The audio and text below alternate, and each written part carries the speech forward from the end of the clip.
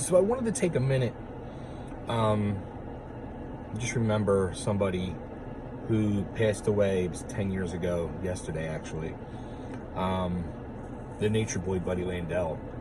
Buddy was, before I got in the business, was somebody who I was a huge fan of. It was a big mark for Buddy.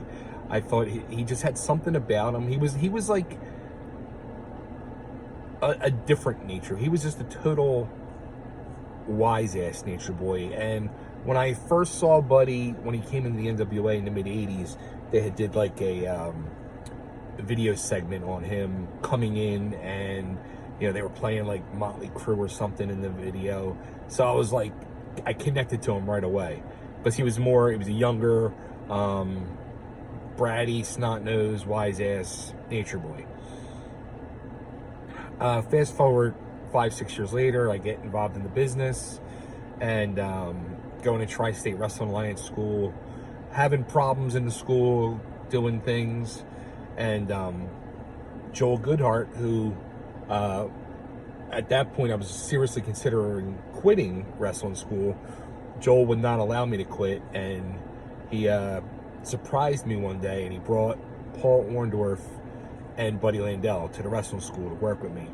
And Orndorff literally got in the ring for 20 seconds, did one move, lock up, hip toss, that was it, and walked out.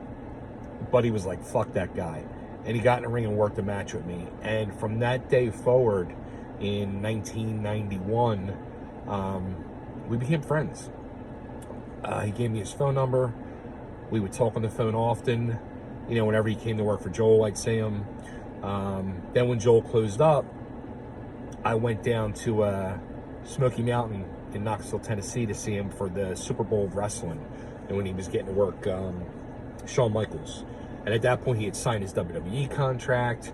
And I went and saw him in Delaware for his Raw debut. And then he got hurt and everything. But I remained close with Buddy.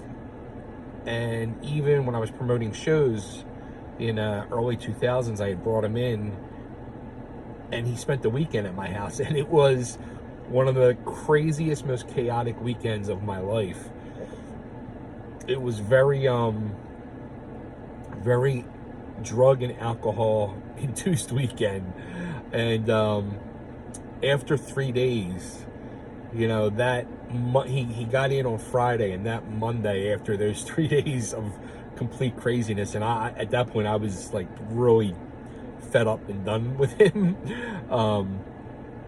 He was asleep on my couch, and he woke up, and it was like noon on Monday, and I was sitting there in a chair watching TV, and he woke up and he looked at me. He's like, brother, he's like, I saw an angel. He's like, there was an angel. She came to me and she was speaking. I said, yeah, you know who the angel was? It was my mother. And she said, get the fuck out of my son's house. You're driving him crazy. And at that point he was like, oh, I need to get a shower and get out of here. I'm like, yeah, you do. Because I was fucking But for years, I mean, even though that time he pushed my buttons and drove me crazy and I wanted to kill him, I fucking love the guy. And he was a true good person. He had his demons like we all do. He had, some bad stuff. He wasn't always an angel, so to say. And he fucked up a lot of shit in his life and his career. And, and actually during that time, those 3 days, we talked about a lot of that stuff, and he really opened up about a lot of things. And even after that, we remained in contact quite often, and we would call, like, check in on each other every few months. And then on Facebook, when Facebook was starting to take off, he would get on Facebook, and then he would get off Facebook and get on and get off, and he was always fucking in and out on Facebook. And then he was gone. It was crazy. And it's hard to believe. Yesterday morning I got an email, and it was like, it freaked me out actually. I got an email from his legacy book that I had signed when he passed away, reminding me that it was 10 years that he's been gone. And I was like, holy fuck, like, I fucking miss Budrow, man.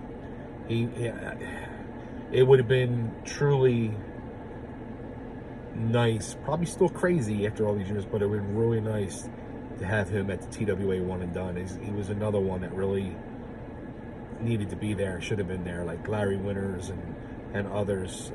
Buddy was a huge big part of the tri-state. The Philly area loved him. I loved him. And he's missed. He's really fucking missed. Miss you, buddy. Hope you're not driving them angels in the sky fucking crazy, but I know you are.